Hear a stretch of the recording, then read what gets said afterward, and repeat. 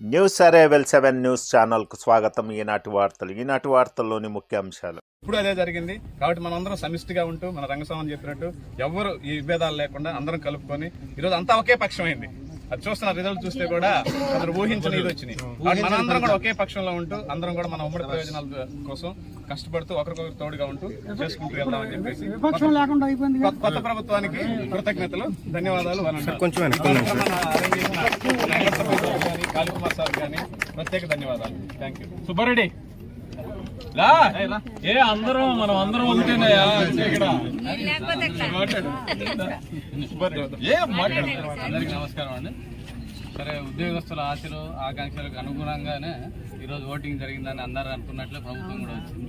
ఆ విధంగా అందరం కూడా కలిసికట్టుగా ముందుకెళ్ళి ఇందాక సార్ వాళ్ళు చెప్పినట్టు కూడా మనకు పార్టీలకు అతీతంగా ప్రభుత్వంతో పని కాబట్టి మన డిమాండ్లు అందరం ఇక్కడ యూనిటీగా ఉండి జరిగిన నష్టాన్ని మళ్ళీ జరగకుండా అందరం ఒక యూనిటీగా ఉండడం వల్లనే సాధించుకోగలుగుతాం. ఆ విధంగా అందరం ముందుకెళ్ళాలని ఆకాంక్షిస్తాం. అందరికీ మరొకసారి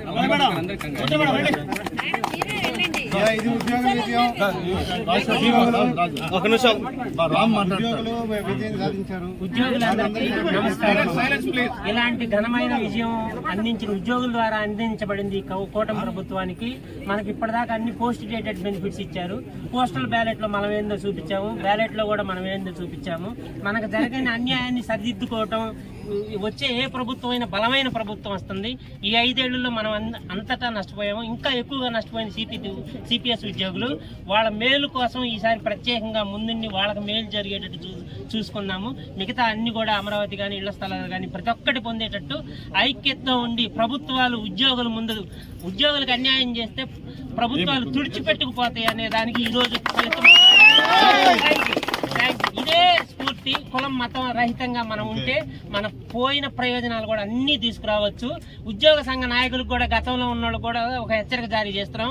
మీరు ఉద్యోగుల వైపు ఉండండి కానీ ప్రభుత్వాల వైపు భజన చేయొద్దు, గుర్తుపెట్టుకోండి. ఆ భజన చెక్క భజన కానీ చెక్కల కింద నలిగిపోతారు, గుర్తుపెట్టుకోండి. Thank you. మేడం ఆకాశంలో సగం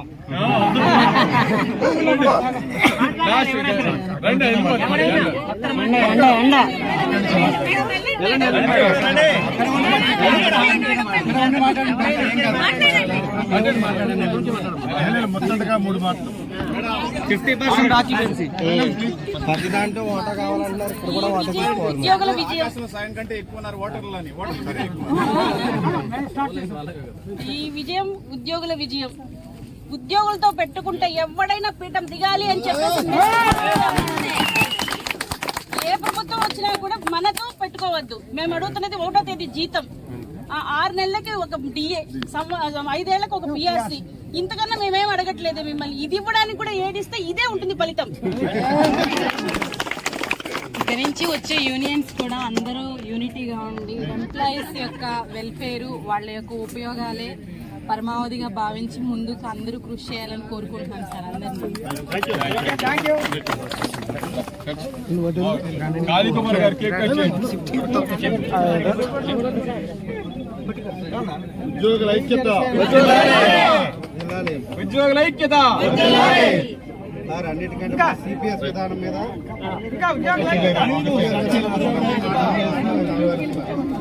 సిపిఎస్ విధానం రద్దు చేయాలని ప్రభుత్వం ఉద్యోగుల ఆకాంక్షలు నెరవేర్చుదని అందరూ ఉద్యోగులందరూ కూడా ఆశాభావం ఉండాలి.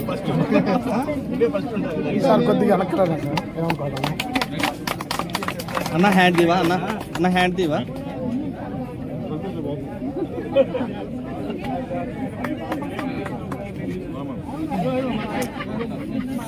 సార్ ఫోన్ తీరా కొంచెం.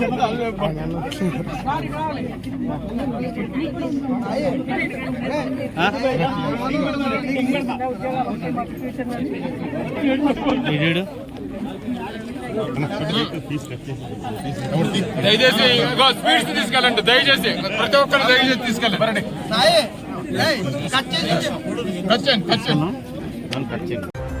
మరిన్ని వార్తా విశేషాల కొరకు మా ఛానల్ని సబ్స్క్రైబ్ చేయండి, లైక్ చేయండి, షేర్ చేయండి. Thank you.